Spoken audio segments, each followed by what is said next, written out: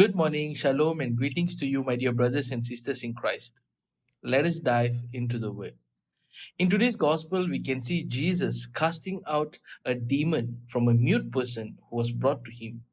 And after casting out, Jesus went on to the cities and villages, preaching, teaching, and healing every diseases and sickness.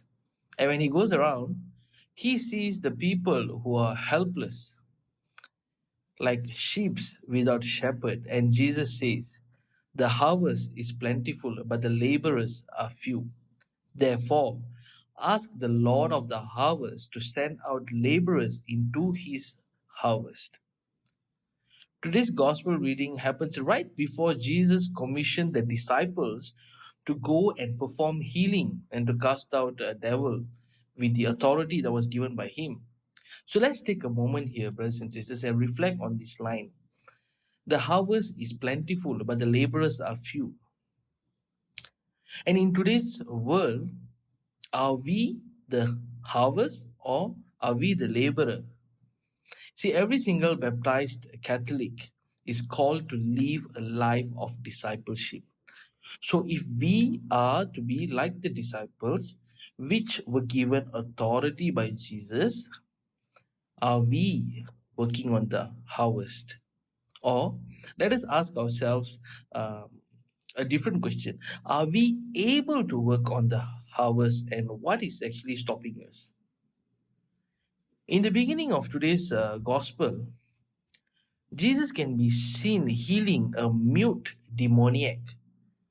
See, when this gospel was written, they can easily mention, or they could have mentioned that Jesus healed a possessed person, or just Jesus healed a demoniac.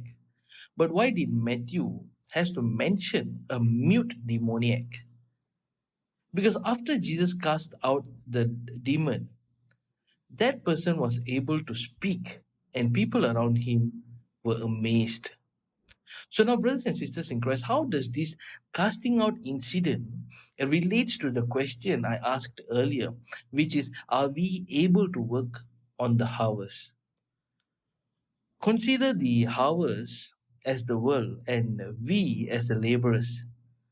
Now, if anything is going wrong in the world, as a laborer who is working on the harvest, we should be able to work on it and make it right.